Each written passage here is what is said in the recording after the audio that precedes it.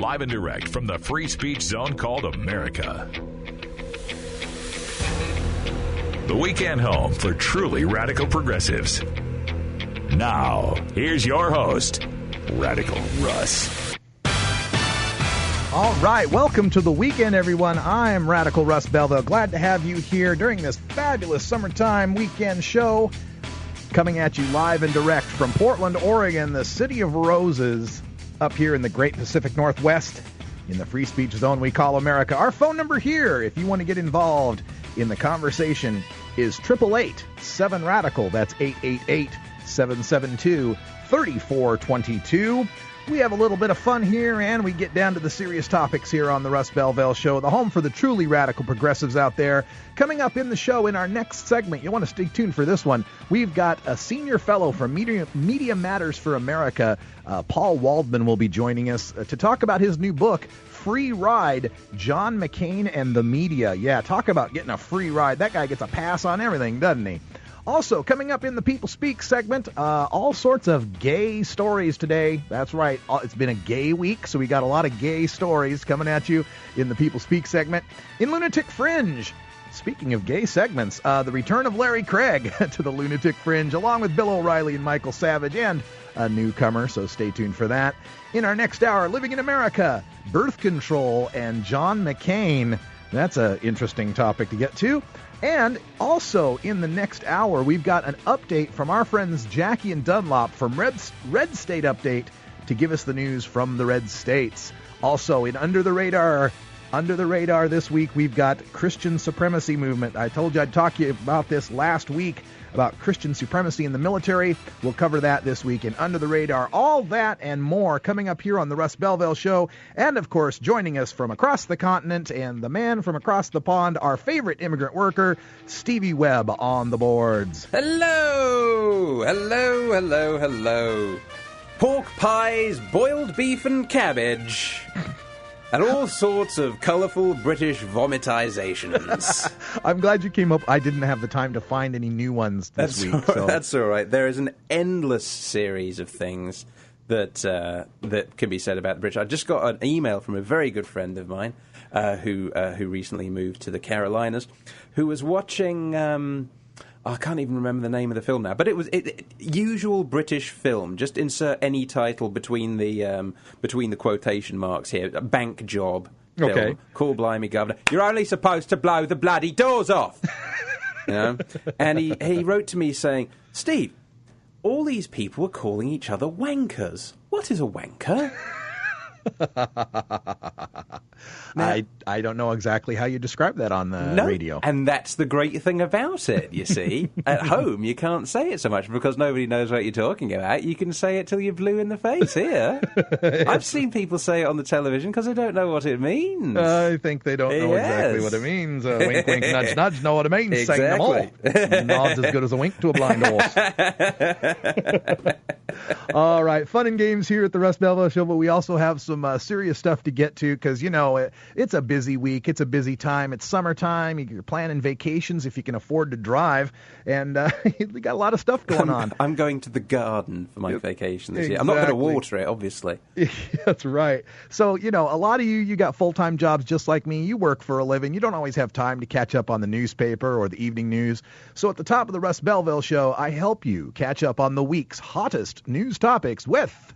The Week in 90 Seconds. The New Yorker prints a satiric cartoon of the Obamas as undercover black militants.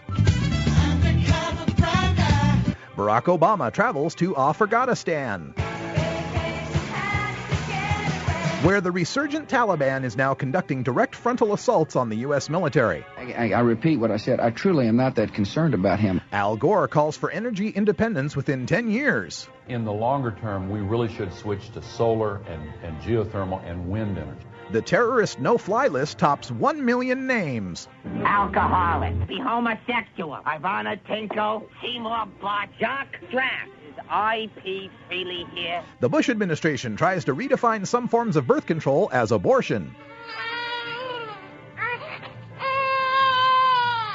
For $250,000, Steve Payne can get you dinner with Condi and Dick. That's all he wants is just to arrange a visit, or does he want to meet? Who does he want to meet with in Washington? John W. McCain speaks to the NAACP to appeal to the 3 black people not supporting Obama. Don't tell him I said this, but he's an impressive fellow in many ways. Looks like us taxpayers get to bail out Fannie Mae and Freddie Mac. Good old GOP fiscal conservatism at work.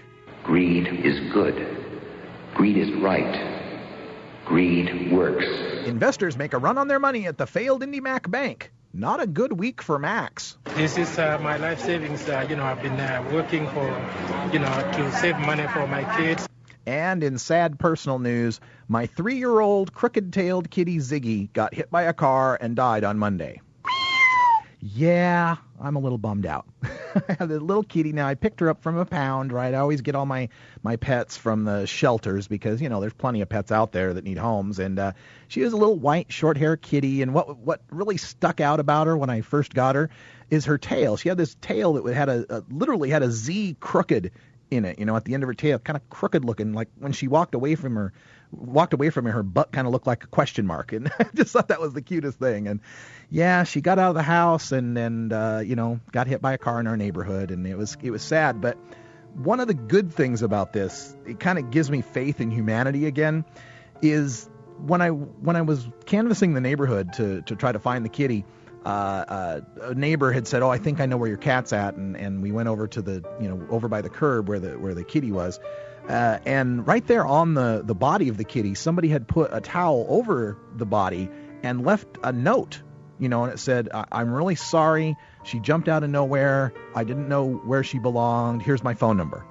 And so I called the guy up, and he was a fantastic guy. He apologized, and it was really good. He could have just left the cat. He could have just, driven off and not paid attention to it. But he did the right thing, and I just thought that was a cute little story and brings, again, some warmth and some faith in humanity. So this show is dedicated to my... That is the most saddest story I've ever heard. I know. So this show is horrible. dedicated to my little kitty Ziggy, who's up chasing mice in mice heaven, I guess, or wherever cats go. I'm not sure exactly. I can't go on with the show.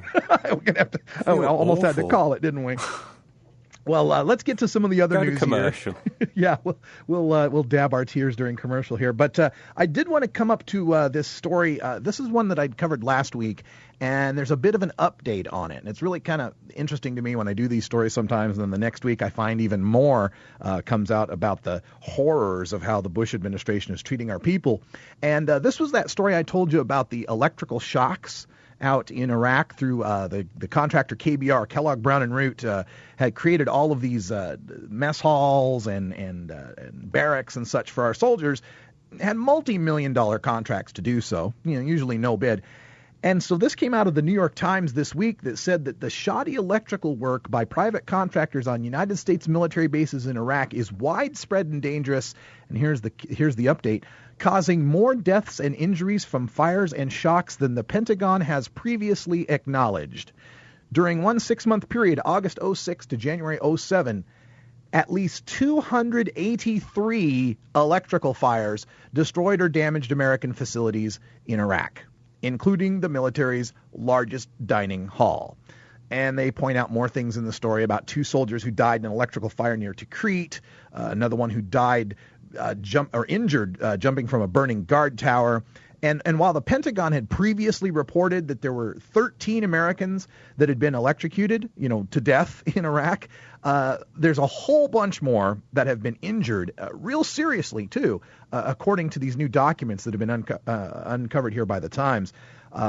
In this log here that they had said that one of the building complexes in Baghdad showed that the soldiers complained of receiving electrical shocks in their living quarters on an almost daily basis. Okay? This is Kellogg Brown and Root. Millions of dollars that they're siphoning away from the taxpayer in these contracts to build over 4,000 structures. They handle the maintenance on over 4,000 structures there in Iraq and on 35,000 containers that are used as housing. So yet again, a show of how the Bush maladministration here is destroying our military, and this is how the Support the Troops party is treating our troops here, right? Shocking our soldiers in unsafe facilities. Not to mention also all the previous, problems with Kellogg Brown and Root, including the dirty water. Don't forget the dirty water that they sent to our soldiers and gave them all sorts of skin problems and lesions from this filthy water, or overbilling the taxpayers. That's been well documented, how KBR has been cheating us. And remember the towels? And Stevie was reminding him of this before about the towels, that they were going to be $1 a towel, but KBR insisted that they have their logo embroidered on the towels, and it brought the price up 4 times, up to $4 per here instead of the one. And of course, the KBR rape cases that we've talked about many times here on the show, where of the contractors, the female contractors of KBR are raped and held without any sort of contact. It's just awful, this KBR, what they've done to our soldiers here in Iraq. And I just wanted to update that story to make sure everybody knows exactly what's going on out there. All right, we've got to take a break. We're coming back after this break to speak with Paul Waldman, who's a senior fellow at the Media Matters for America, on his book, Free Ride, John McCain in the Media. You're listening to The Russ Belville Show.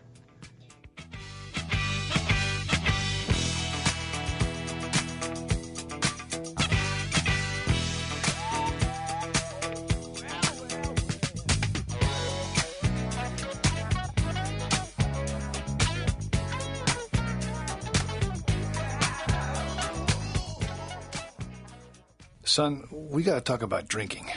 I know. I don't want you touching alcohol till you're old enough. Yeah, I know, Dad. It's not a big deal. Don't I know me, okay? And it is a big deal. Underage drinking is just stupid. Yeah, well, why'd you do it? Look, I did it because we didn't know what we know now. Alcohol affects kids differently, okay? When kids drink, it's more dangerous. And you're my kid. And just because they drink doesn't mean you have to. I know. Look, son, I'm trying to help. I've seen what it does. I mean, you may think you can handle it, but when you drink, it screws up your judgment. Listen to me. This is real. I know, okay? I know. Teenagers know everything. So talk about underage drinking before they know it all. Before they're teens. Start talking before they start drinking. And keep talking. To learn more about the dangers of underage drinking and what to say to your kids, go to stopalcoholabuse.gov. Brought to you by the U.S. Department of Health and Human Services and the Ad Council. Hello, I'm Paul Stanford from the Hemp and Cannabis Foundation, or THCF. Medical marijuana is legal in 12 states today, and THCF has medical clinics in 6 of those states. Our physicians help qualified patients obtain an authorization for medical marijuana in their state. Patients are eligible for medical marijuana with a history of either severe chronic pain and or nausea, cancer, AIDS or HIV, hepatitis, glaucoma, seizure disorders like epilepsy, chronic muscle spasms as in multiple sclerosis or asthma, neurodegenerative diseases such as Alzheimer's, and gastrointestinal disorders like IBS or Crohn's disease. If you or someone you know has one of these conditions, our doctors will help them obtain a permit for medical marijuana. THCF Medical Clinics has offices in Washington State, Oregon, Colorado, Nevada, Hawaii, and California. Call 1-800-723-0188 or go to the web at www.hemp.org or 1-800-723-0188. Tonight, someone almost brought Jack Thomas something to eat. Someone else almost drove him to a shelter. And another almost brought him a warm blanket. On any given night, you'll find people like Jack Thomas, camped out on cold, lonely street corners in cities all over the country. You'll see them sleeping in doorways, on benches, just trying to find a little warmth. A lot of people almost helped Jack Thomas, but they didn't. And Jack Thomas, well, he almost made it through the night. As generous a nation as we are, sometimes instead of giving, we almost give. But almost giving is the same as not giving at all. Don't almost give. Give. To find out how, visit our website at don'talmostgive.org. This message brought to you by the Ad Council.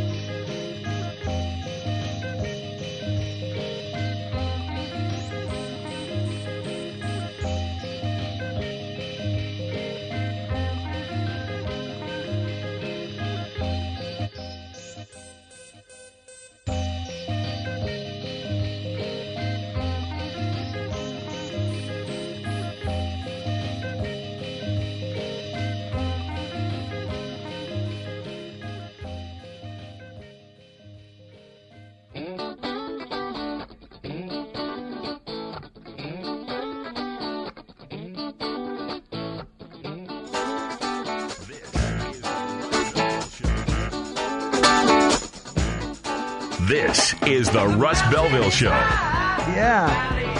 Good to have you here. We are joined today by a very special guest. We got him on the telephone with us. His name is Paul Waldman. He's a senior fellow for Media Matters for America, and he's the author of the new book, Free Ride, John McCain and the Media. And Mr. Waldman, welcome to the Russ Belville Show. Thank you. Hey, so Free Ride, John McCain and the Media, and I'm really glad to be talking to you about this because I cover a lot of this in a segment that I do on the show called The Lunatic Fringe, and I get a lot of inspiration and clips from Media Matters. And I've been going over John McCain here for the past year or two, and I am stunned by some of the things he can get away with saying that if it were any other politician saying it, he would be lambasted in the press. I mean, most recently, these comments about Czechoslovakia, you know, a country that hasn't existed in 15 years, if Obama said that, they'd be crucifying him here for his lack of experience. How does he get away with this?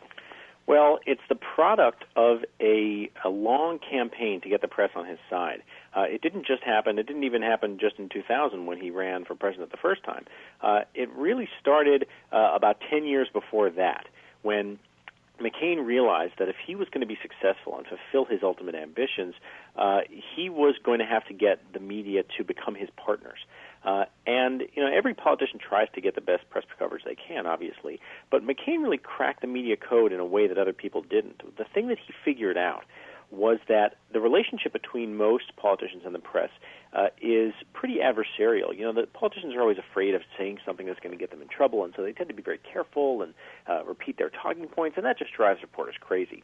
And so they get into this kind of vicious cycle where the reporter is always waiting for the candidate to slip up.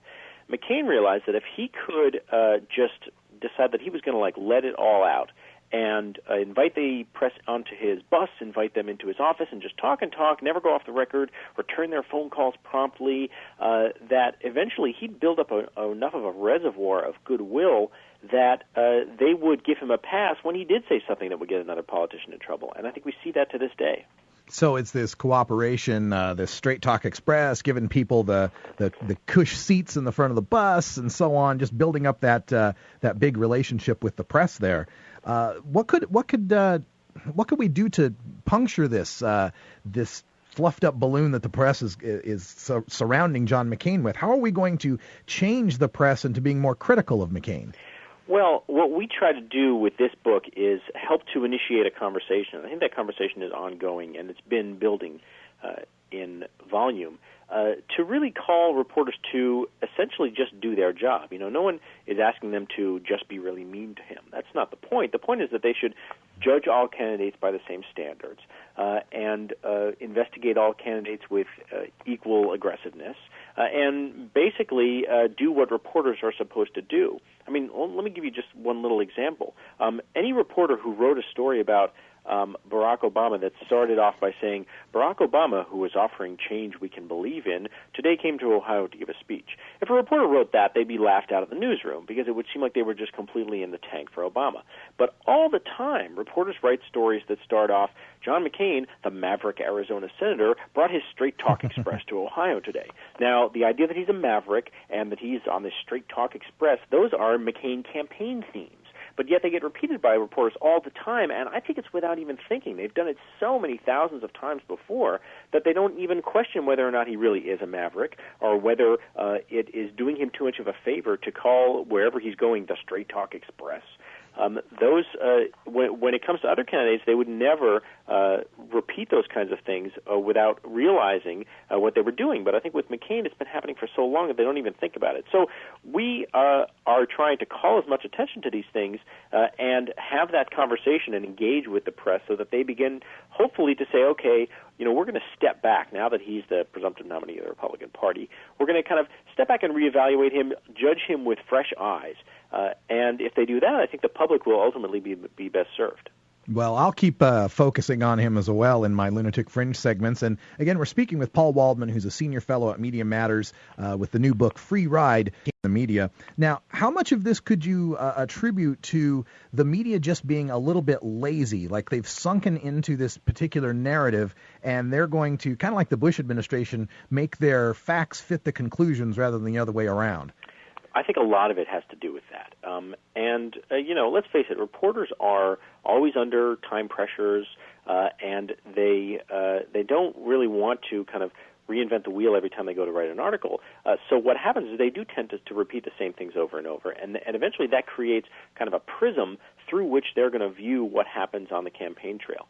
So if John McCain comes out and says 3 separate times in a visit to the Middle East that Iran is training al-Qaeda, which is kind of like saying that the Yankees are training the Red Sox, they don't stop and say, well, wait a second, does this guy really have the knowledge and experience to handle the job of being the President of the United States? They don't look at it through those eyes because they've already decided that he does, that he's the guy who's been around forever, and the fact that he was a prisoner of war means necessarily that he is good on national security, which is a whole separate issue we could talk about. But they've already made those decisions, and so when something like that happens, it doesn't cause them to sort of reevaluate what they think about McCain. They just since they already have decided that he's knowledgeable and experienced, they find a way to dismiss it. They say, oh well, maybe he was just tired, didn't have enough coffee, it was just a slip up. But if Barack Obama had said that, they would say, oh well, this raises questions about whether he really is prepared to be commander-in-chief. So the way that they characterize those things that happen on the campaign trail have a great deal to do with what they've already decided about the candidates and who they are. Yeah, and we saw that especially when Wesley Clark came out with his comments about questioning John McCain's military service as being, relevant to the issue of being a commander-in-chief, and how he was just excoriated, and Obama felt that he had to distance himself from those remarks when really they were legitimate questions. Right. What Clark said shouldn't have been controversial at all. All he said was that the fact that John McCain was a POW doesn't, in and of itself, mean that he's prepared to be the president. That's not a qualification. And the reaction from the press, not just from liberal pundits, but from news anchors, reporters, people who are ostensibly objective, was just outrage. How dare he even contemplate that John McCain's POW story might not be something that we should just all kind of get down on our knees and worship. Now, nobody has ever said that John McCain wasn't heroic and that he didn't suffer greatly when he was in Vietnam. But that was 40 years ago, and it doesn't necessarily in and of itself make him qualified to be president. But for so long, they have been talking about the fact that he was a POW as not just the most important thing to know about John McCain's character, but the thing that renders all questions about character for John McCain moot. And you see this over and over again. I'll give you a brief example. At one point, a couple of months ago, Howard Dean, the chairman of the Democratic Party, called McCain an opportunist. And a couple of days later, John Kerry was appearing on Fox News Sunday. I'm sorry, Paul, we're up against the bottom of a break. Can you stick with us through the break, and we can continue after the break? Okay. Paul Waldman's a senior fellow with Media Matters with a new book, Free Ride, John McCain and the Media, and we'll be right back after these short messages.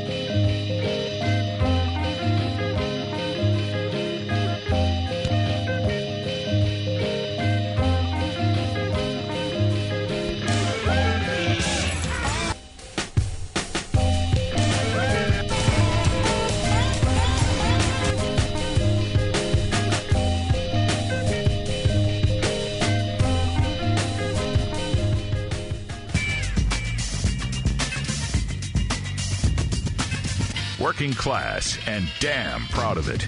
This is the Russ Belville Show.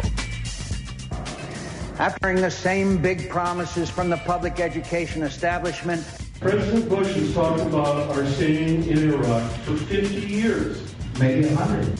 That Al-Qaeda is going back into Iran and receiving training. Neither party should be defined by pandering to the outer reaches of American politics and the agents of intolerance. Well, Governor, I'm astonished that you haven't found out what waterboarding is. I will veto every single beer. Boy, I don't understand that last one. Hey, welcome back to the show. I'm Russ Belville here at the Russ Belville Show, and joining us again on the phone, and thanks for holding on this one, Paul Waldman, who's a senior fellow at Media Matters for America, who's the author of the new book, Free Ride, John McCain in the Media. And again, Paul, welcome back to the show. Thanks. Hey, we were talking just before the break. You were going to give us a couple examples of this pandering of John McCain and how the media treats him with such kid gloves. Well, we were talking about the way that they think about the fact that John McCain was a POW. And oftentimes it's the answer to any kind of character question anybody might raise about McCain. So a while back, Howard Dean called McCain an opportunist. And a couple days later, John Kerry was on Fox News Sunday, and the host, Chris Wallace, brought up Dean's quote and said, was John McCain an opportunist when he refused early release from the POW camp in Vietnam? As though it had anything to do with what they were talking about now in 2008. But you almost can't criticize John McCain without somebody in the press saying, but he was a POW.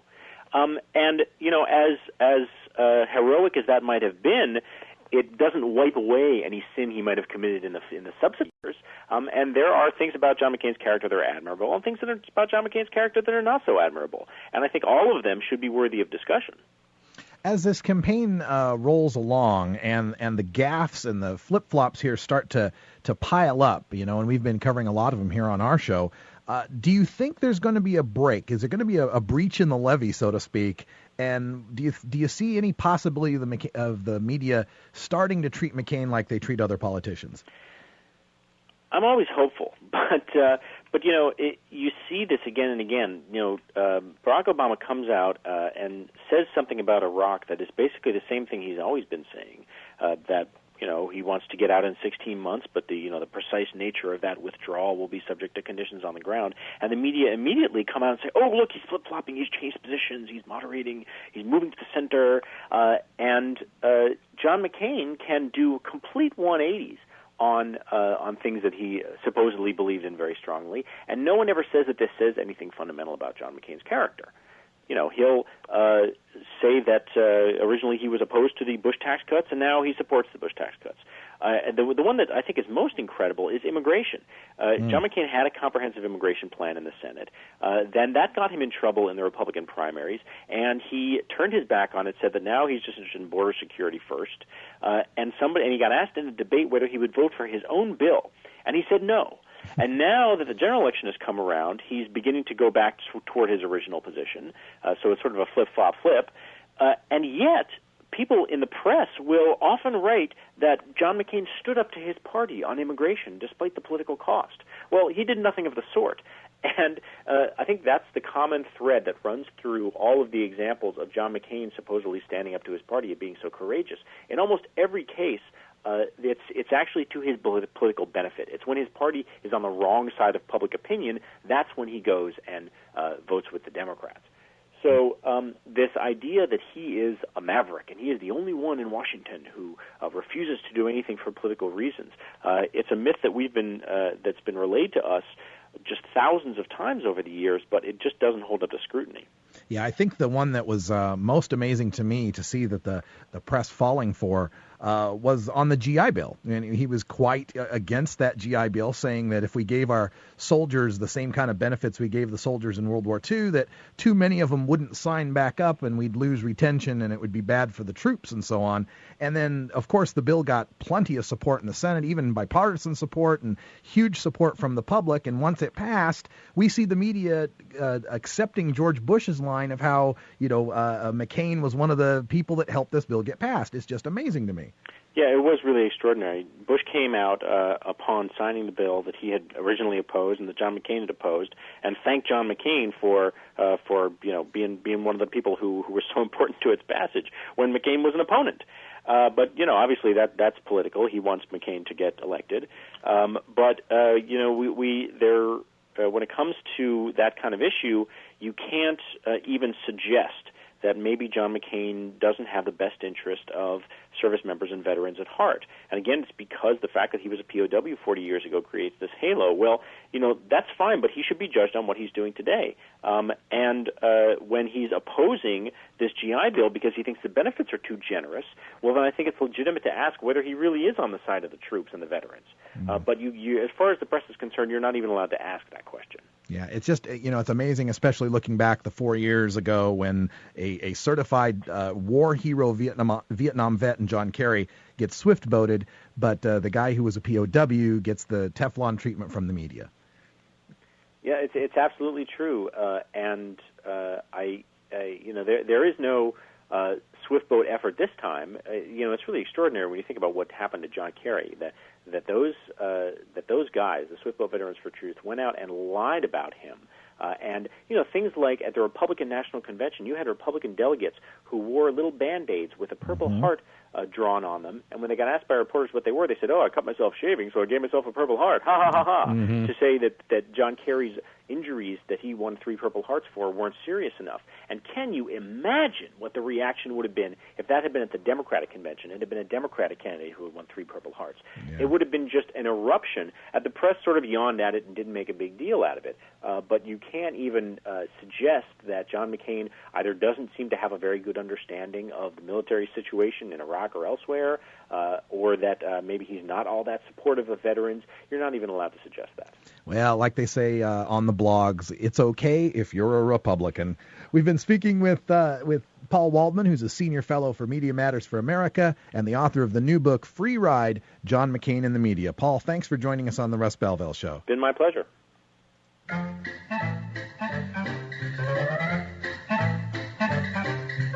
Here comes John to tell a tale, fumbling down the campaign trail. Flippity-floppity, McCain is on his way.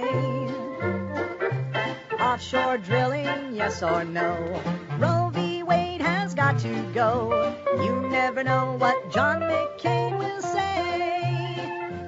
He opposed the new GI Bill until that was what he's for.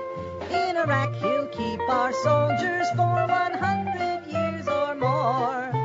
There's no place that he won't flop. Czechoslovakia's his next stop.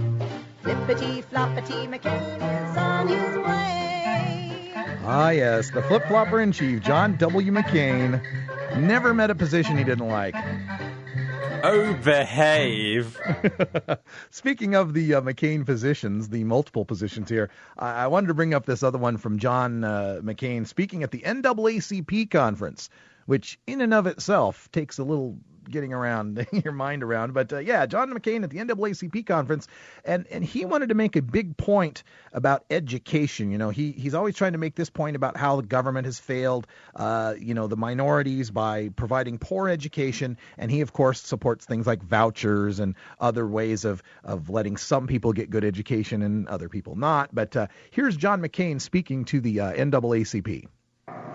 After hearing the same big promises from the public education establishment and seeing the same poor results, it is surely time to shake off old ways and to demand new reforms. That isn't... Yeah, so John McCain's all about the reforms of education. That isn't just my opinion. It's the conviction of parents in poor neighborhoods across this nation. Yeah, so John McCain thinks he's going to talk to people about education and that we won't call him out on his previous record on education.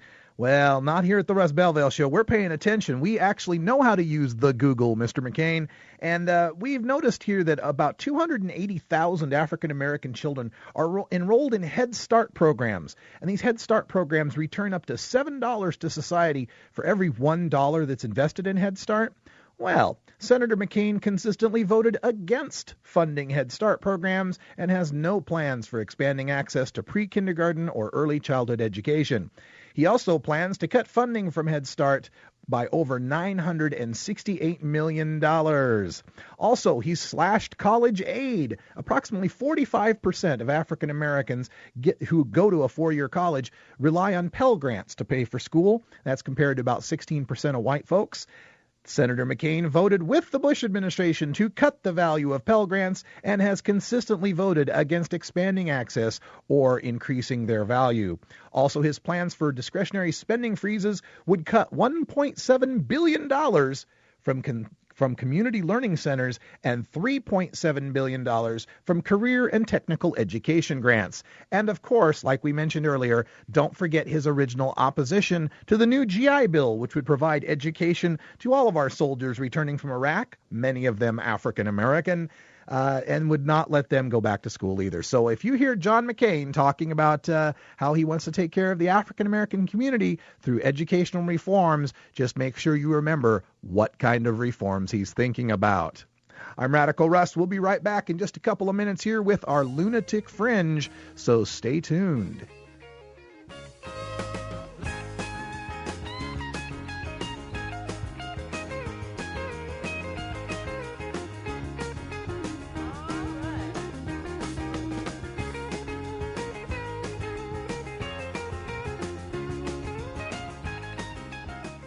Son, we got to talk about drinking. I know. I don't want you touching alcohol till you're old enough. Yeah, I know, Dad. It's not a big deal. Don't I know me, okay? And it is a big deal. Underage drinking is just stupid. Yeah, well, why'd you do it? Look, I did it because we didn't know what we know now. Alcohol affects kids differently, okay? When kids drink, it's more dangerous. And you're my kid. And just because they drink doesn't mean you have to. I know.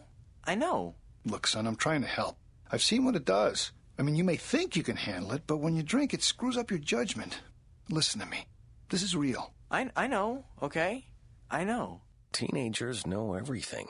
So talk about underage drinking before they know it all. Before they're teens. Start talking before they start drinking. And keep talking. To learn more about the dangers of underage drinking and what to say to your kids, go to stopalcoholabuse.gov. Brought to you by the U.S. Department of Health and Human Services and the Ad Council. Hello, I'm Paul Stanford from the Hemp and Cannabis Foundation, or THCF. Medical marijuana is legal in 12 states today, and THCF has medical clinics in 6. Our physicians help qualified patients obtain an authorization for medical marijuana in their state.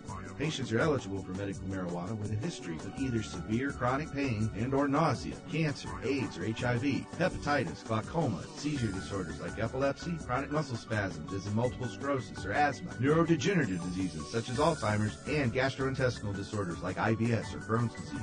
If you or someone you know has one of these conditions, our doctors will help them obtain a permit for medical marijuana.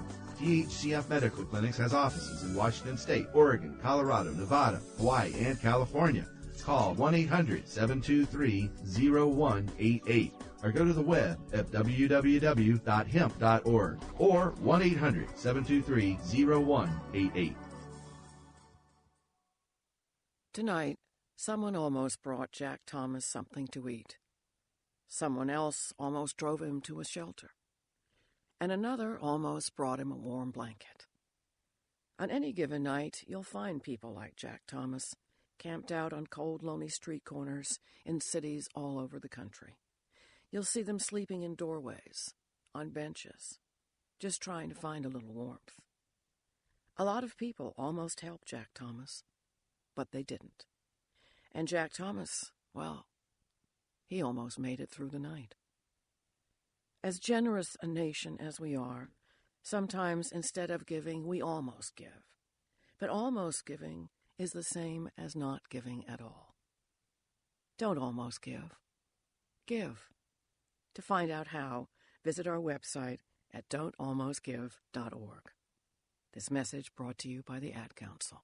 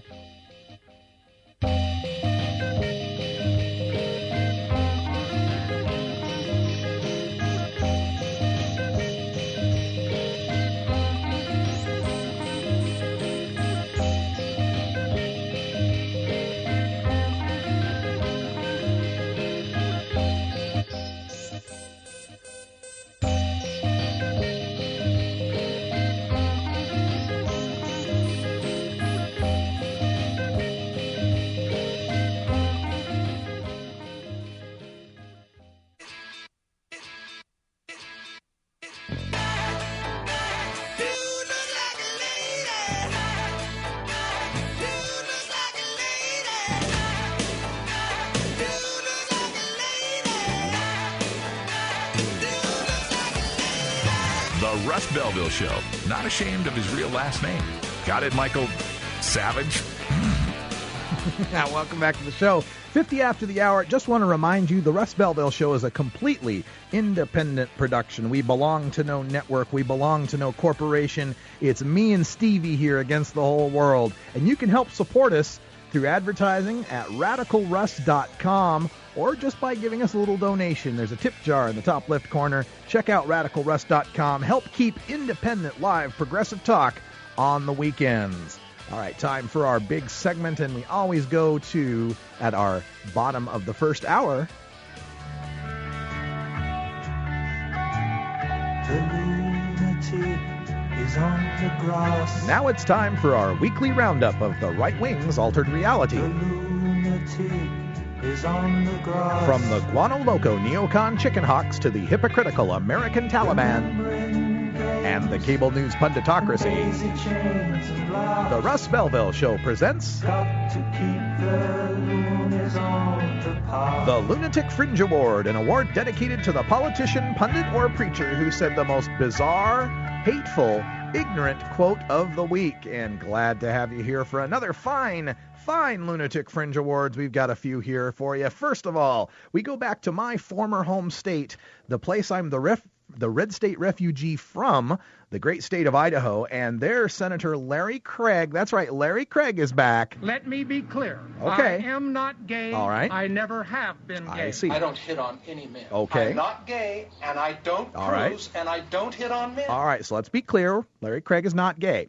But Larry Craig just returned back to the Senate, and he took the floor the other day to talk about our energy independence and how desperately we need to be drilling off the coast of Florida and up in Anwar and all these different places to get more oil because we're running out of oil, so let's go get more of it. This is Larry Craig talking about energy independence. Let America produce once again.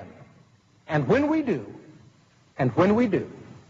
our economy will strengthen, the American family will fear less, our national security will be more assured, and we won't let the Venezuelas or the Nigerias or the Saudi Arabias or the Irans jerk us around by the gas nozzle the way they are doing it now. That's right. Larry Craig wants to remind you we should not let other countries jerk us around by the gas nozzle. Thank you all very much for coming out today. Yeah, thank you for coming out, Larry.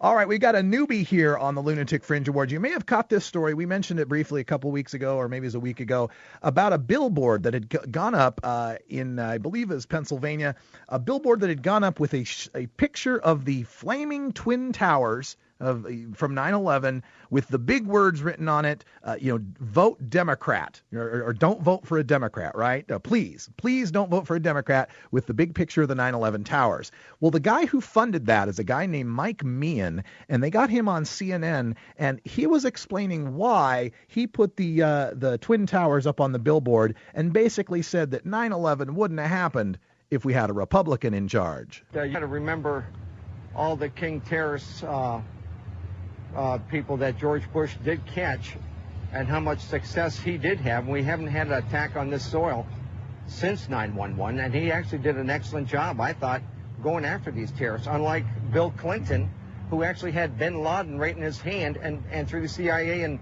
other high officials decided to let him go.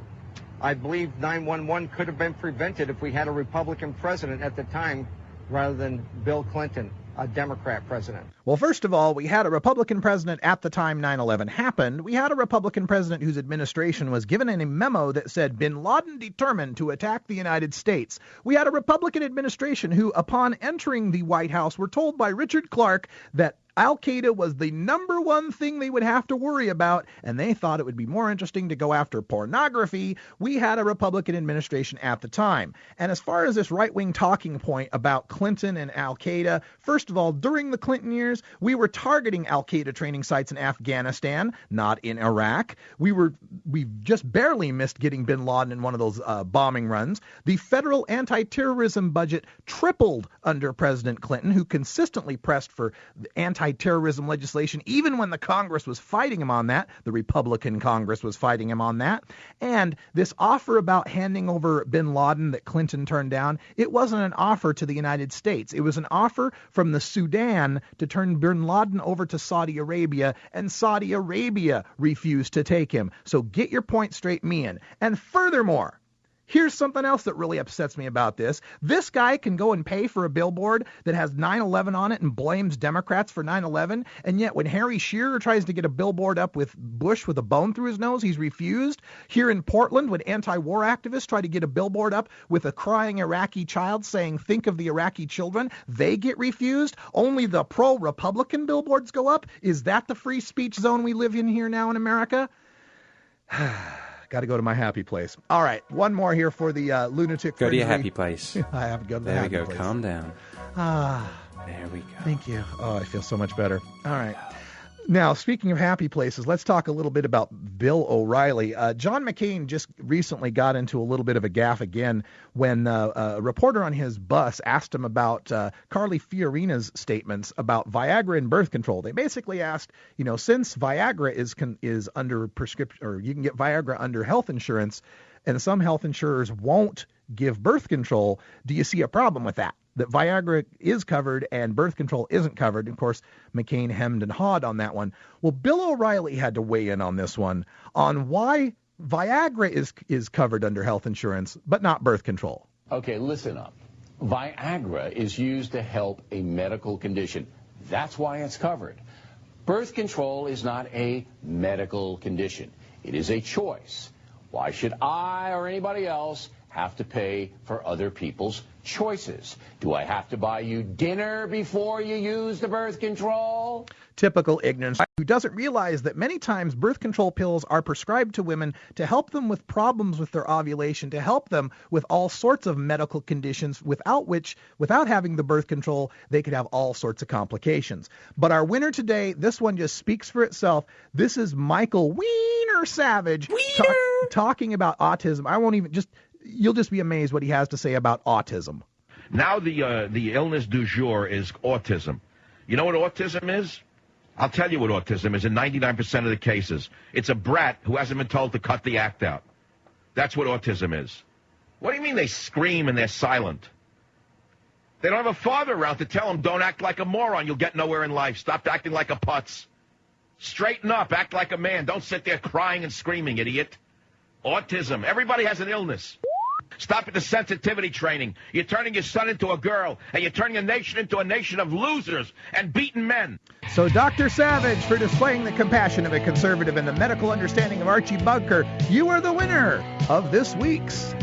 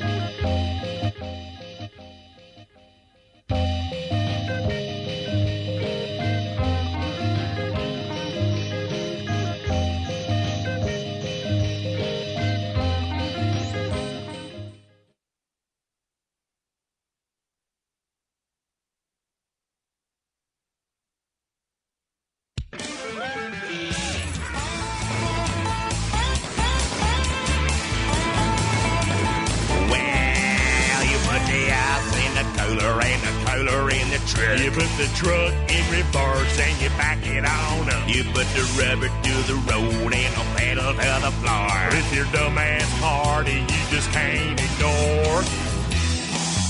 It's a dumbass party with my dumbass friends. Get some dumbasses together, let's win. The fun begins. It's a dumbass party for a dumbass world. So get your dumbass over here and bring your dumbass girl. This dumbass party might go on a while. So quit your dumbass job in true dumbass style. This dumbass party might last a spell. wife back to see her in hell. Take dumbass I-24 and head due south. If you're a dumbass Yankee, shut your dumbass mouth. Shooting fireworks off a propane tank. Roll down your windows and crank that dumbass Hank. We got some dumbass meat on the dumbass grill. Every last bit of it some dumbass killed. And some tofu dogs for Courtney.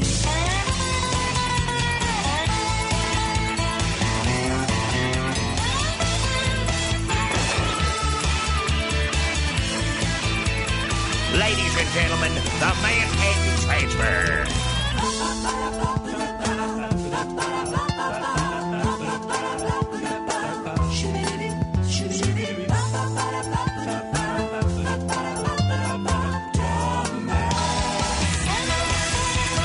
Dumbass party with my dumbass friends. Say you're a dumbass at the door and they'll let you in. Ain't no dumbass velvet rope keeping no dumbasses out. Cause we used it as a ring in our mud wrestling bout. Bring your softball bat for a game or a fight. Having a dumbass party tonight.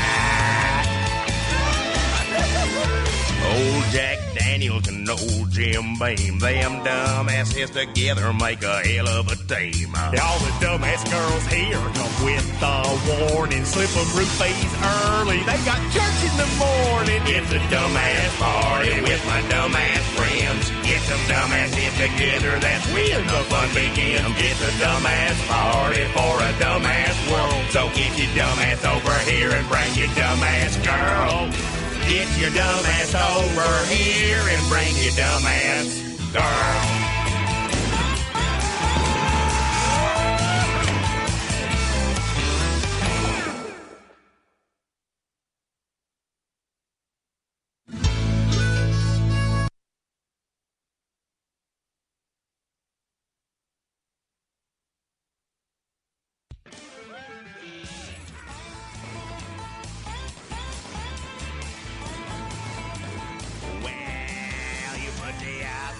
Cooler and the cooler in the truck. You put the truck.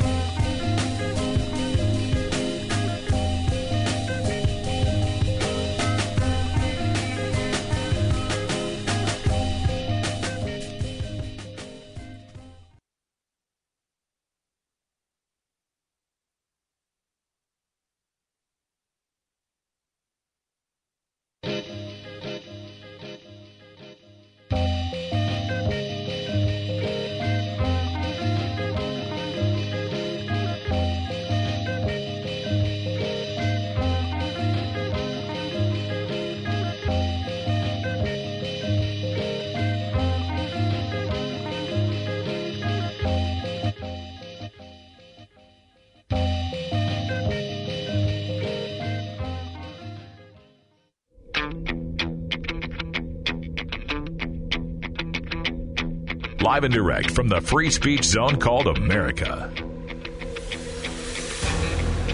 The weekend home for truly radical progressives. Now, here's your host, Radical Russ. Hey, everybody. Welcome to Hour 2 of the Russ Belville Show. Glad to have you here and online as well at radicalruss.com. It's your time, America. Time for you and me to get together and talk about what's happening for the little guys here in America. What's happening for those of us who are living paycheck to paycheck, working hard, just trying to get by, play by the rules, and do right by our kids. It's our America, and it's time to take it back from the robber barons and corporations that are trying to take it from us. And thank you for joining us. And of course, across the continent, joining us in Washington, D.C., is our own favorite immigrant worker, Stevie Webb. Hey, Stevie. Here I is, working like an immigrant worker.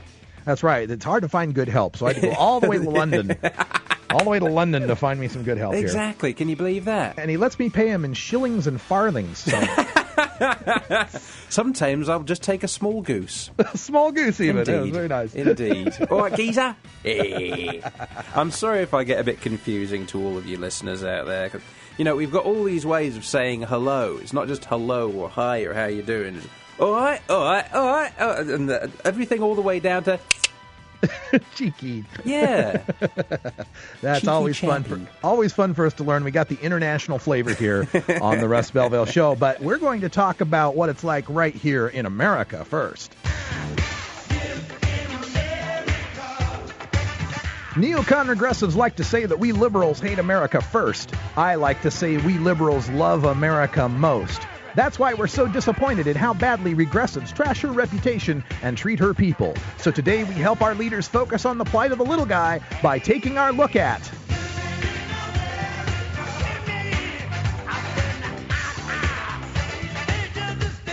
That's right, living in America, and today we're living in gay America. That's right, we've got a gay segment here for you. A lot of gay news that happened. Woohoo! It's gay. All right. So, and for those of you John McCain's age, we mean gay in the gay sense, not in the happy sense. So, yeah, this story that popped up here that I wanted to talk about has to do with a new Washington Post poll. Washington Post ABC poll came out just today. This says that 75% of Americans polled said gay people who are open about their sexual orientation should be allowed to serve in the military. That's right. Gays in the military. 3 out of 4 Americans now say it's okay. Gays in the military should be allowed. And this is a huge, huge increase from 2001, the beginning of the Cheney-Burton maladministration, when 61% of the American people said it was okay. So a 14-point raise there in the support for openly gay people in the military. Now, if we get into the numbers a little bit, this is where it gets really shocking, okay? Now, on the Democratic side, the Democrats that were surveyed, 8 out of 10 of them said that, gays should be allowed to serve openly. That's not a surprise. Independents were at about 3/4. About 3 out of 4 independents said, yeah, that's okay. Gays in the military is perfectly okay. Here's the number that shocked me. In the past 15 years, support from Republicans for gays in the military has gone from 32% to 64%.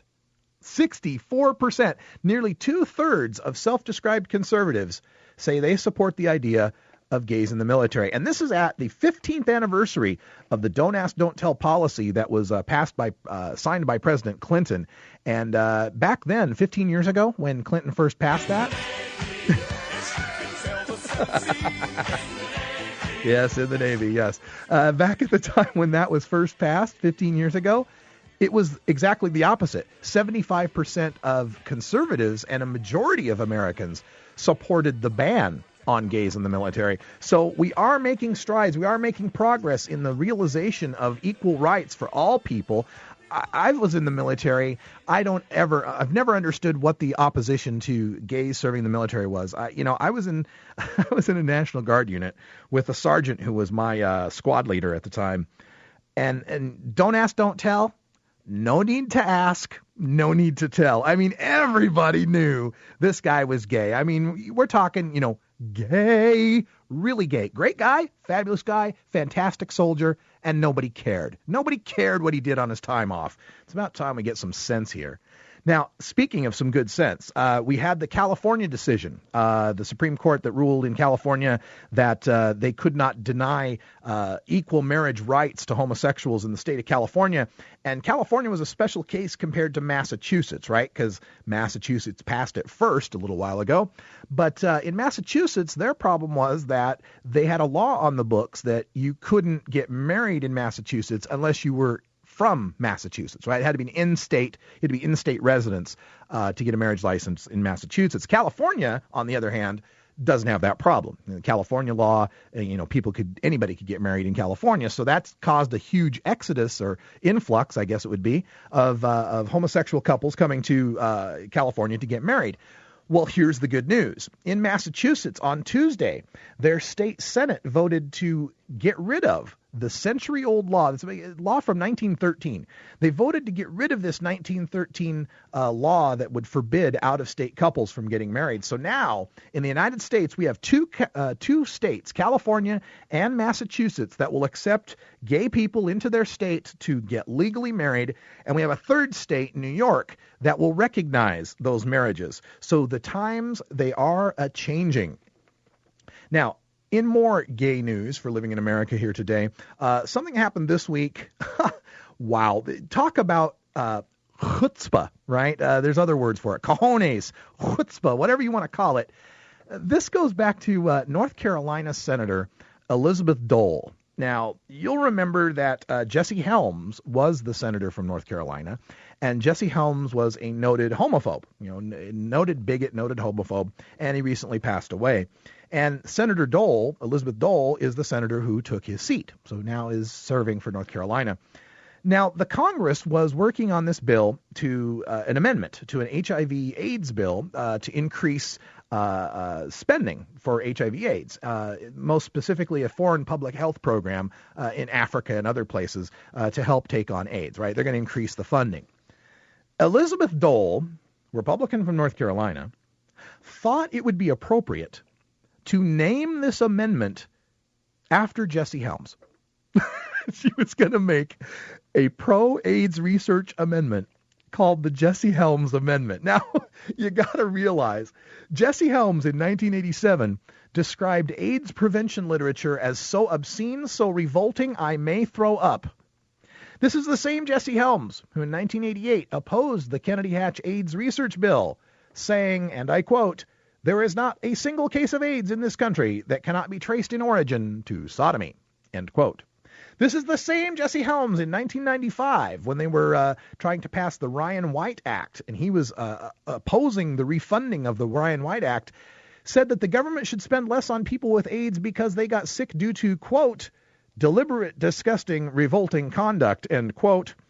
And Jesse Helms in 2002 said he'd changed his mind about AIDS funding in Africa because, they're innocent victims in Africa, but not for American gays because homosexuality, quote, "is the primary cause of the doubling and redoubling of AIDS cases in the United States." That's Jesse Helms. That's the man that Elizabeth Dole wanted to name an AIDS bill after. Now, the bill did pass, and it didn't have Jesse Helms' name on it. That got rejected. So good news there. The vote did come through the Senate 80-16, and they passed it. This will triple the spending for the AIDS relief program in Africa and elsewhere, also to fight against malaria and tuberculosis. So committing spending up to $48 billion over the next 5 years to help fight the AIDS epidemic in Africa. So the good news, it passed, and the better news is it passed without Jesse Helms' name on it. Speaking of things with their names on them, before we go to our break here, there is a plan in San Francisco, a ballot measure that has just made it to the ballot in San Francisco to name a sewage treatment plant after George W. Bush. That's right. They want to rename the Oceanside Water Pollution Control Plant the George W. Bush Sewage Plant. All right, good job. You guys get that passed. I'm looking forward to it. Coming up here after the break, we're joined by our Red State Update guys. Jackie and Dunlop are coming here to tell us what's happening in the red states, so stick around. This is the Russ Belville Show.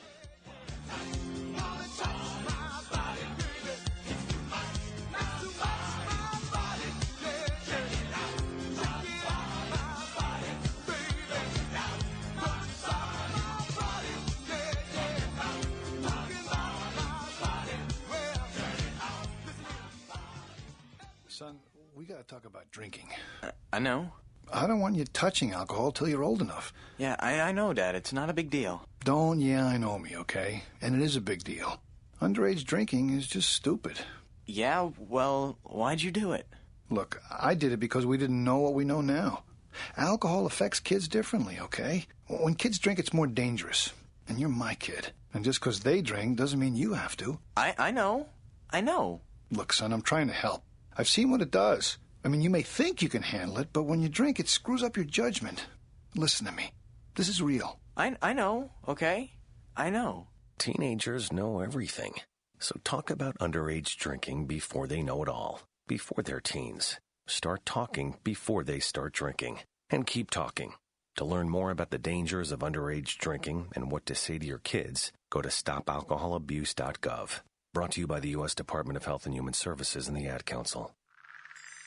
Hello, I'm Paul Stanford from the Hemp and Cannabis Foundation, or THCF. Medical marijuana is legal in 12 states today, and THCF has medical clinics in 6 of those states. Our physicians help qualified patients obtain an authorization for medical marijuana in their state. Patients are eligible for medical marijuana with a history of either severe chronic pain and or nausea, cancer, AIDS or HIV, hepatitis, glaucoma, seizure disorders like epilepsy, chronic muscle spasms as in multiple sclerosis or asthma, neurodegenerative diseases such as Alzheimer's, and gastrointestinal disorders like IBS or Crohn's disease. If you or someone you know has one of these conditions, our doctors will help them obtain a permit for medical marijuana. THCF Medical Clinics has offices in Washington State, Oregon, Colorado, Nevada, Hawaii, and California. Call 1-800-723-0188 or go to the web at www.hemp.org or 1-800-723-0188. Tonight, someone almost brought Jack Thomas something to eat. Someone else almost drove him to a shelter. And another almost brought him a warm blanket. On any given night, you'll find people like Jack Thomas, camped out on cold, lonely street corners in cities all over the country. You'll see them sleeping in doorways, on benches, just trying to find a little warmth. A lot of people almost helped Jack Thomas, but they didn't. And Jack Thomas, well, he almost made it through the night. As generous a nation as we are, sometimes instead of giving, we almost give.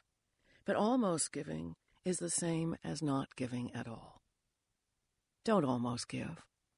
Give. To find out how, visit our website at don'talmostgive.org. This message brought to you by the Ad Council.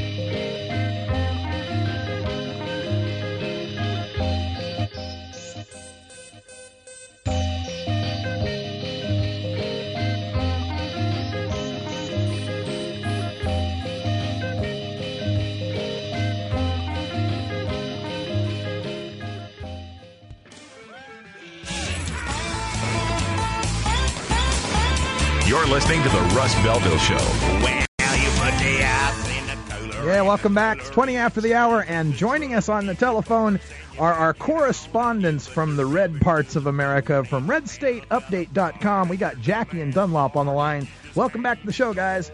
How you doing, Rad Russ? I'm doing great, and I understand you guys are doing pretty good, too, because your album drops this Tuesday. Is that right? It does. Comes out July 22nd, same day as Miley Cyrus's album.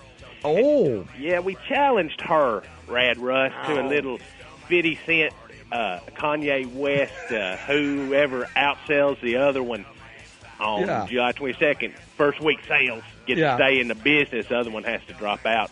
And funnily enough, not long after we did that, some new nudie pics of her mysteriously appeared online. She got a shirt on. Thank you, good Lord. She's a 15-year-old girl. She likes to take pictures of her stomach, but she is above all else a businesswoman, and I respect that. Are you guys going to come out? I guess she might sell, what, like 1 million, but I think we're probably in line to do like 75, 80 million, so I almost feel sorry for her. It's desperate is how it comes off. You guys are going to trounce her. I think so. I think really we're going to are. do Batman numbers. Yeah. I don't know why you want to pick a fight with a 15-year-old girl. Hell, I do it every weekend in the Walmart parking lot. Now, you guys were listening. We were talking about in our last segment that this new poll came out shows that 3 out of 4 Americans and even 2 out of 3 conservatives say that it should be okay for gays to serve openly in the military. Do you think the red states are finally coming around on this whole gay issue? Well, you know, you talking about Jesse Helms just a second ago. I wanted to say that it's okay to like Jesse Helms now because Bono likes him. Oh, yeah, right. So whatever Bono likes, it's okay. It's okay for y'all to like him, too. I don't know who that is. I hate Bono, though. Oh, if you hate Bono, then it's okay to hate Jesse Helms. Okay. Excellent. But I think you can't do both. You I can't do like some Bono and serious not like hating. Jesse Helms. I wanted to ask you, actually, Dunlap, because, you know, Mr. Broyles, I can call you Mr. Broyles, but Dunlap, I call you Mr. Lap. You just got the one name, like Bono or Moses or Maradona. Yes, exactly. I chose like Cher. Yeah, it's very showbiz. In Roadhouse, you know, Patrick Swayze goes by one name. Right. What's his name? Jackie, you remember? You don't remember? I know he just kicked a lot of tail. That's We all need I to get that back Dale, wasn't in. it? We need to get that in the. I'm gonna move that up to the top of my Netflix queue. There we go. So you are, other than the Jesse Helms thing, though, are we seeing any change in the gay issue in the red states at this point? Well, you know, I say gay marriage, no. Oh, hell, let them do what they want to. I just don't want to hear about it. Well, I guess that's a good one. What? No, listen, Jackie, polls show that the majority of Americans, maybe they want them to go over to Iraq and get killed, but when it comes to getting married, this country is opposed to it. Well, then they ought not go marry gay people then. Good Lord, can we talk about something else, please? This makes me Sure. uncomfortable. Hey, here's another controversy that popped up, and this was the cover of the New Yorker magazine, and they showed this cover that shows Barack Obama as a Muslim and his wife as a Black Panther and Osama and all that. It was supposed to be a joke. Do you think the folks in the red states are getting the joke? I saw that there, and I tell you what, I know none of that's real, but I will tell you this much. It is a good likeness of my darkest fears. Yeah, New Yorker editor was trying to defend it. He's saying people shouldn't be mad because it's satire.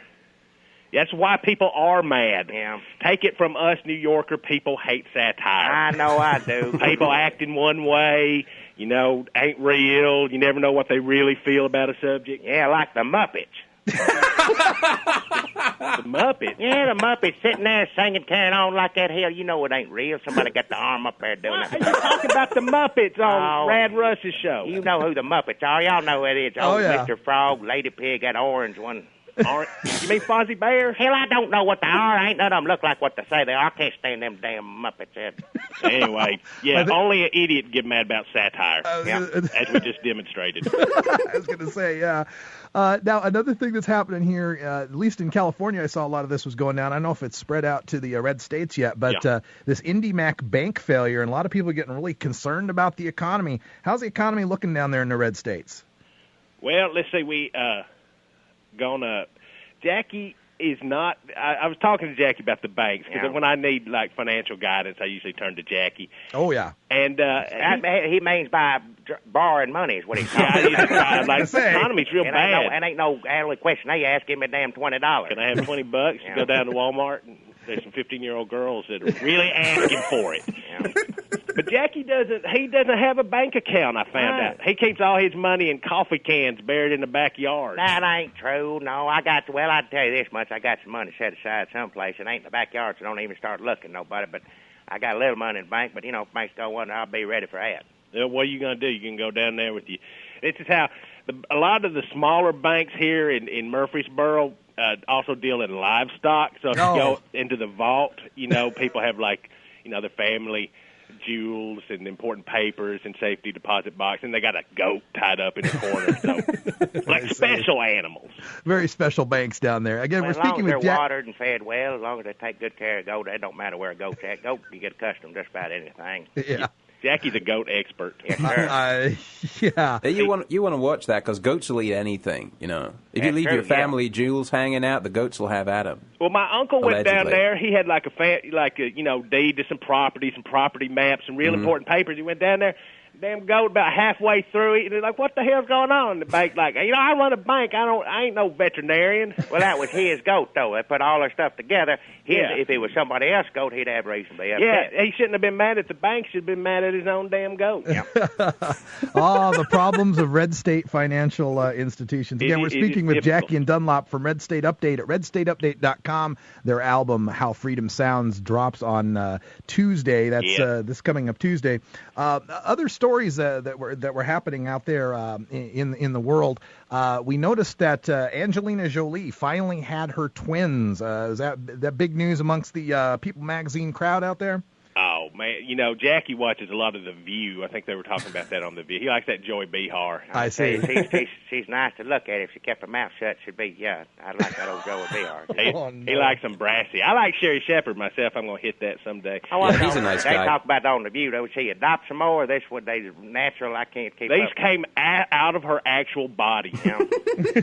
That's But you know what? A lot of times that will turn me off of a woman, that she's had children. Multiple divorces don't bother me, but, I'm like, well, that's just ruined. She ruined it. But, I think in Angelina Jolie's case, if she goes to the gym, she works out hard, I would still give her a chance. Like, if she come on to me, I'd probably... Hey, now. One of these days, she's going to come to her senses. She'll end up back with old Billy Bob Thornton. You wait and see.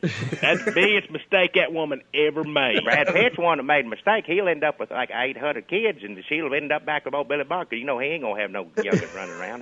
No, he won't stand for that. He stays up all night and, just takes his blood out, puts it in different containers, just waiting for her to come back.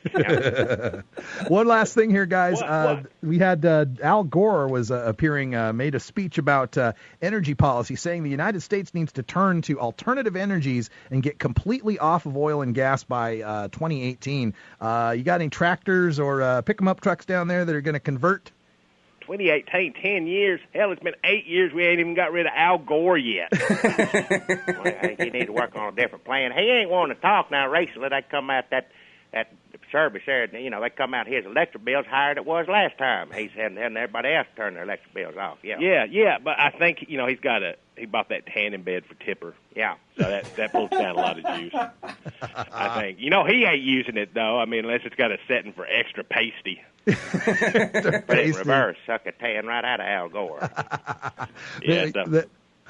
Guys, thank you for joining us again here. That's Jackie and Dunlop from redstateupdate.com. Again, the album is How Freedom Sounds. Sounds just like us. That's right. Coming out this Tuesday. I love the sound of freedom. That's right. Thanks for the Red State Update, guys. Hey, anytime, Rad Russ, little Stevie. All right. Thanks, coming guys. up here in the next segment, we're going to go under the radar, our story on Christian supremacy in the United States military that we've been holding off since last week. Stick around. This is the Russ Belville Show.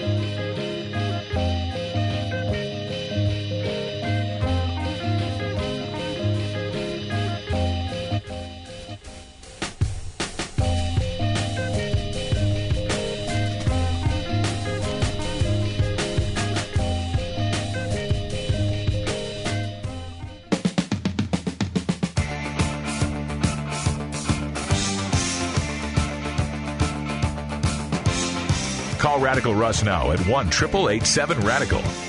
This is the Russ Belville Show. Welcome back to the show, 35 after the hour. And every week here at the Russ Belville Show, we sift through the headlines to find the stories buried in the back pages or ignored on the evening news. Stories our citizens and our leaders need to hear. In this segment, we go under the radar.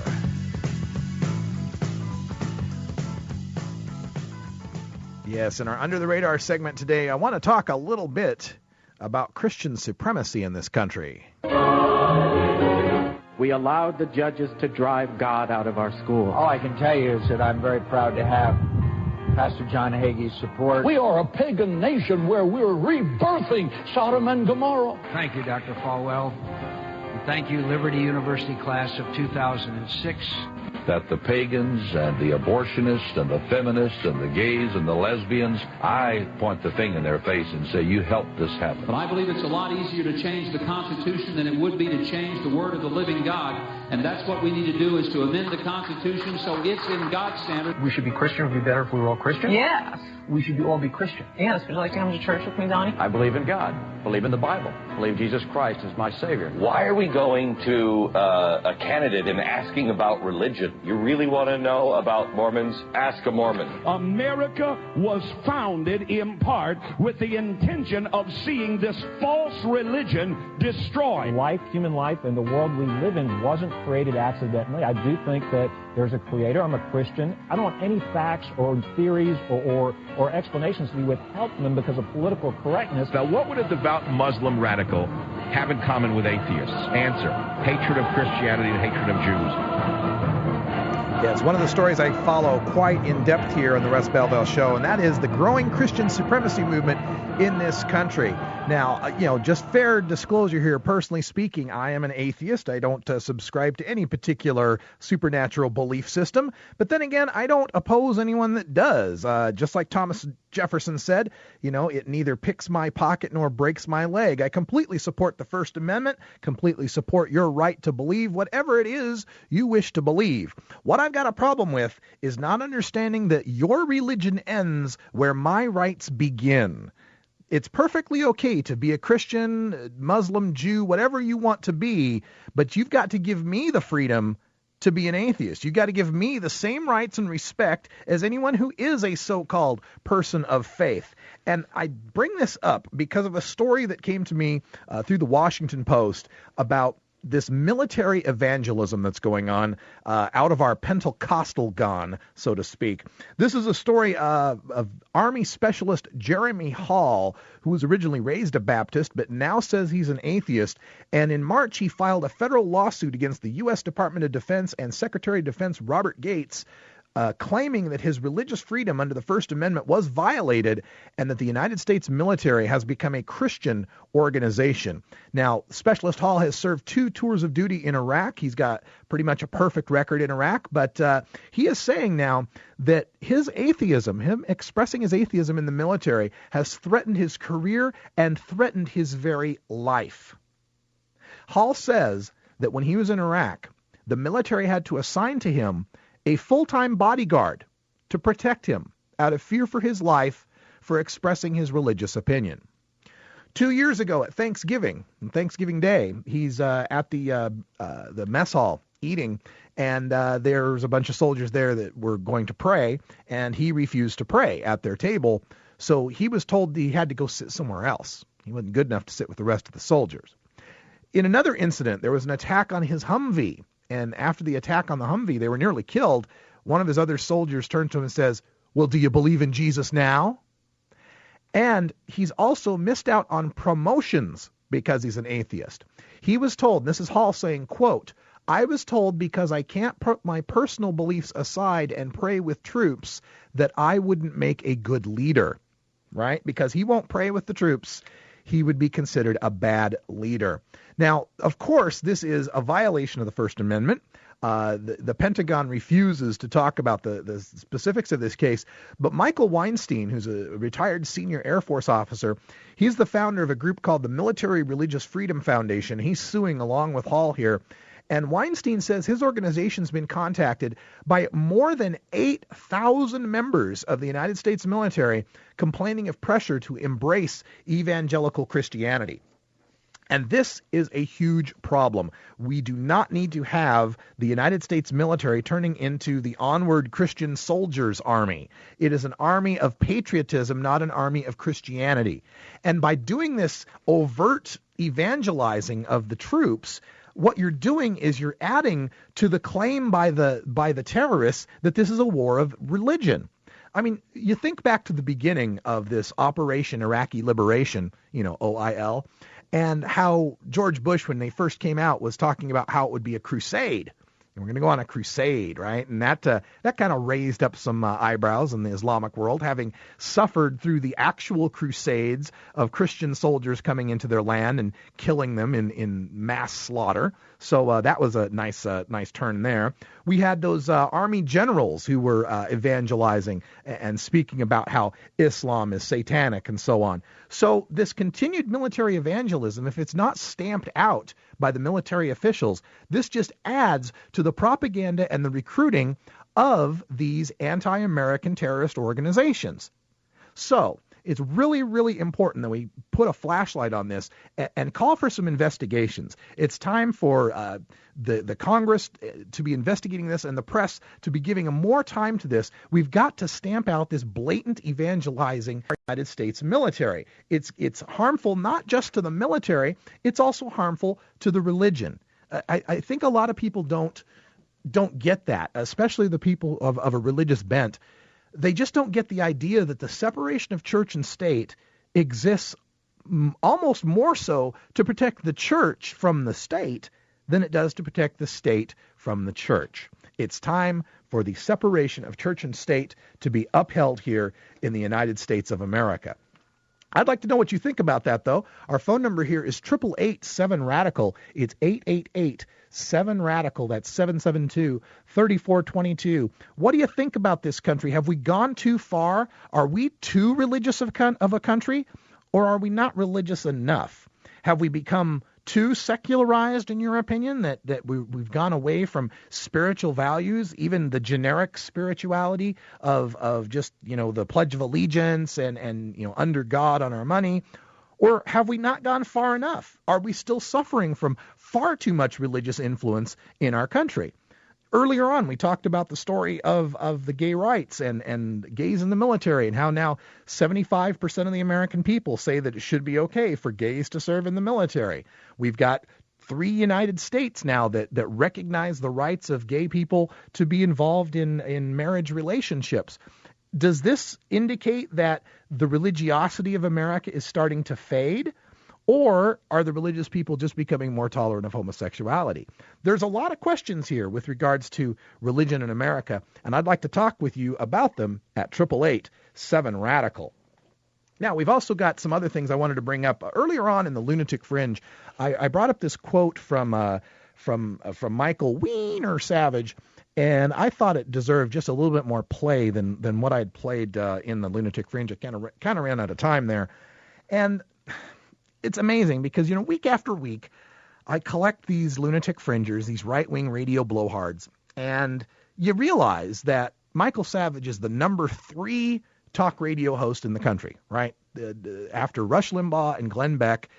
That blows my mind too. But after Rush Limbaugh and Glenn Beck, Savage is heard on the most stations. He's got a huge audience out there. And so this quote that he said about the autism thing just really blew me away. He had prefaced it, though, by saying that autism was like asthma. He said, for a long while, remember that we heard every minority child had asthma. Why all of a sudden was there an asthma epidemic?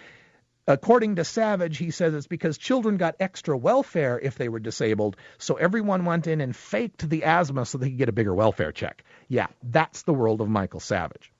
All right, let's go to the phones now. We've got a caller from Charleston, South Carolina. Mary is on the line. Mary, welcome to the Russ Belville Show. Hello. Hi, Mary. What do you got to say about this whole religion in America?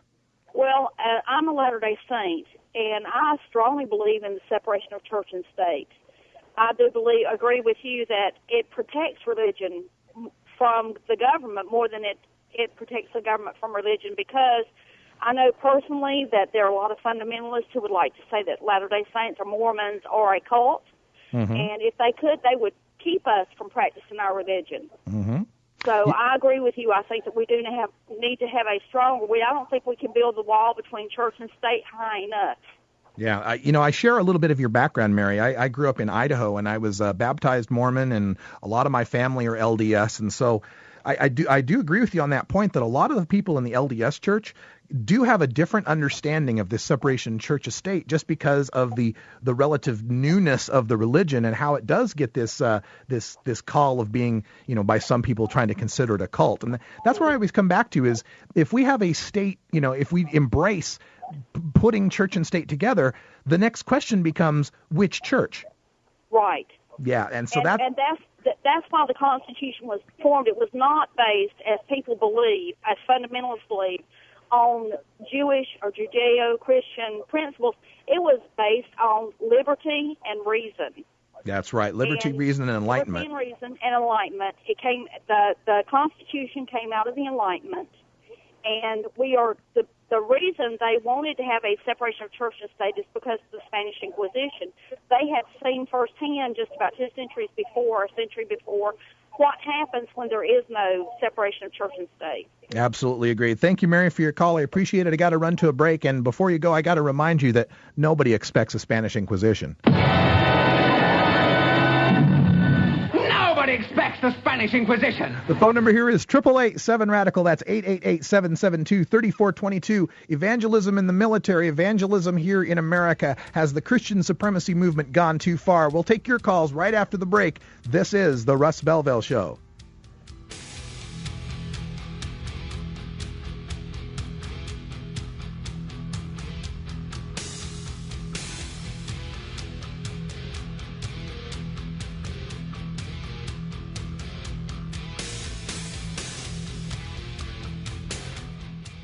Son, we gotta talk about drinking.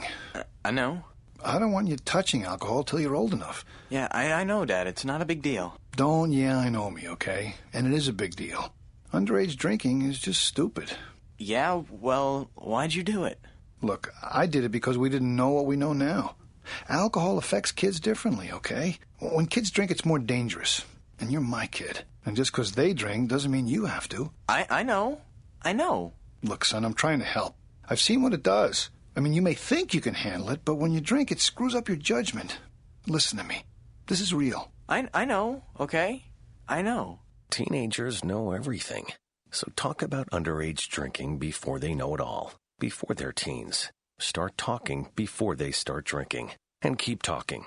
To learn more about the dangers of underage drinking and what to say to your kids, go to stopalcoholabuse.gov. Brought to you by the U.S. Department of Health and Human Services and the Ad Council. Hello, I'm Paul Stanford from the Hemp and Cannabis Foundation, or THCF. Medical marijuana is legal in 12 states today, and THCF has medical clinics in 6 of those states. Our physicians help qualified patients obtain an authorization for medical marijuana in their state. Patients are eligible for medical marijuana with a history of either severe chronic pain and or nausea, cancer, AIDS or HIV, hepatitis, glaucoma, seizure disorders like epilepsy, chronic muscle spasms as in multiple sclerosis or asthma, neurodegenerative diseases such as Alzheimer's, and gastrointestinal disorders like IBS or Crohn's disease. If you or someone you know has one of these conditions, our doctors will help them obtain a permit for medical marijuana.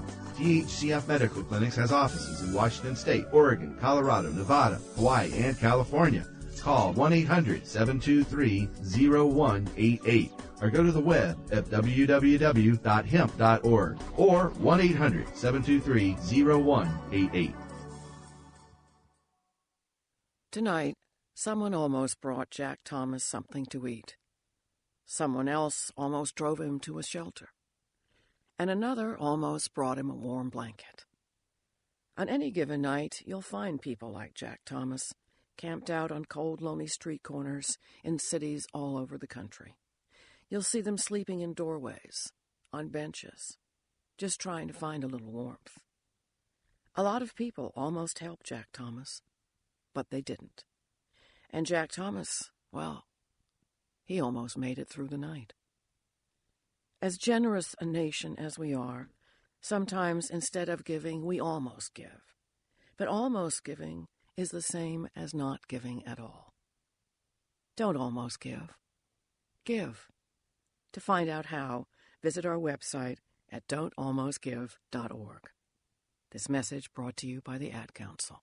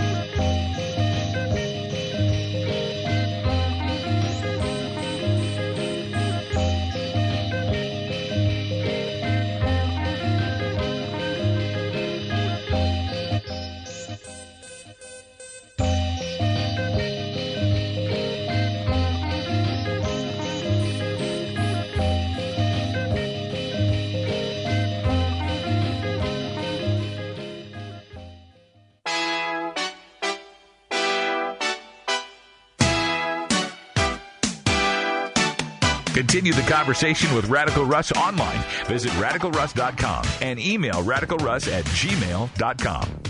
Welcome back to the show, 51 after the hour. We're talking about the Christian supremacy movement here in America, and has the separation of church and state fallen to dangerous levels here. I told you the story of the soldier, Specialist Hall, who is suing the Department of Defense because he had to have bodyguards to protect him because he admitted that he was an atheist in Iraq and had all sorts of problems out there. So we were talking about that and the religious supremacy movement here in America. And, my basic theory on this is if the religions want to play in the secular pool, it's time for them to start paying some of the secular bills. The tax-free status of churches is what I'm talking about. Time to get rid of it if they're going to get themselves involved in political and secular issues. If they want to get involved in the military like they're doing, let them pay some taxes to help pay those soldiers benefits and bills. All right, let's go to the phones and talk a little bit about this. We've got John in Houston, Texas, waiting on the line. John, welcome to the Russ Belville Show. Hey, thank you. Yeah, down here, Texas is the cesspool of bad government, and and you guys, you obviously can see the results. But we passed a bill to mandate that all of our school kids say the Pledge of Allegiance and the pledge to our Texas flag. Now, I've lived in Texas all my life, and I don't know the pledge of the Texas flag, quite frankly. But what is worse is that this past session, they added under God to the Texas pledge. So now everybody, all these kids have to say that unless you have a letter on file stating that you don't have to if you don't want to. It's crazy, and a lot of people don't realize that the United States Pledge of Allegiance didn't even have the words under God into it until the Red Scare of the 1950s with McCarthyism and stuff, and we had to show that we were better than the godless communists, right? So, and what do you think about this?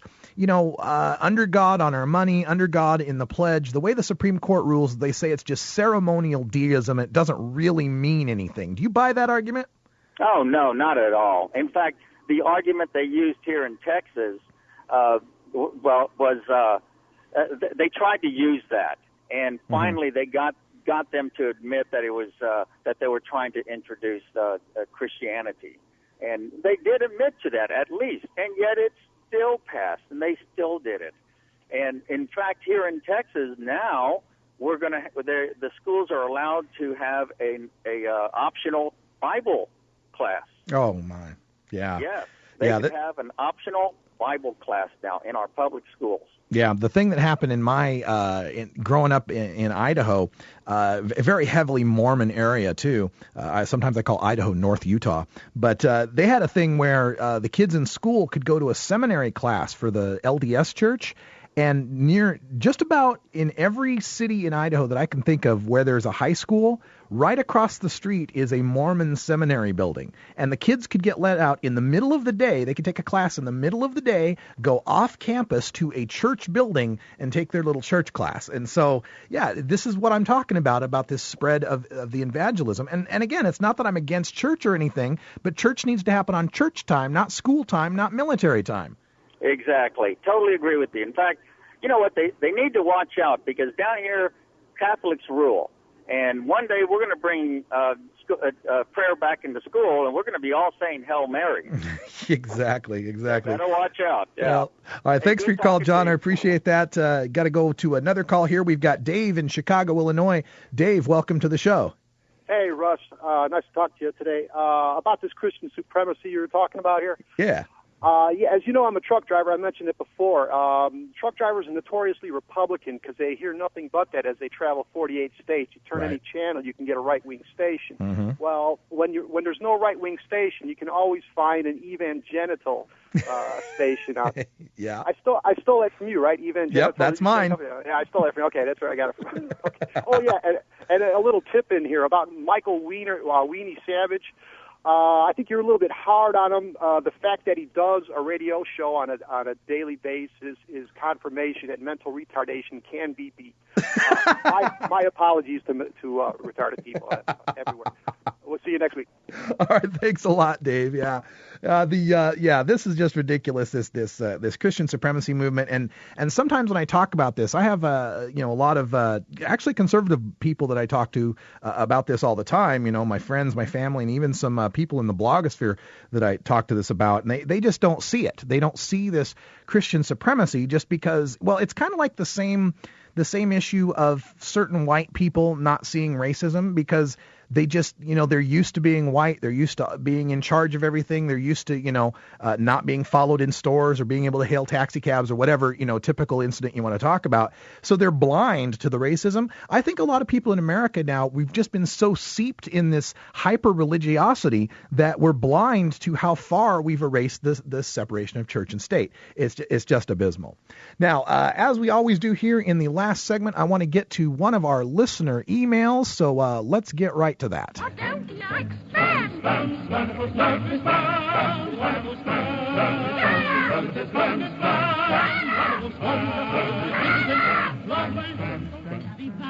All right, real quick here. I really want some spam now. I know, don't you? Just really quick here, a couple of emails that I received at radicalruss@gmail.com. One came from Grace in Oregon. I had talked about how I got an email from a fellow who said my show was boring. She replied to say, "This is to say your show is not boring. Definitely not true. I love your show. I would say yours is one of the best on the progressive lineup." And thank you, Grace, because now I won't be able to find hats that fit. We love you, Grace. If you're listening, we think you're great. That's right. She likes me. She really likes me.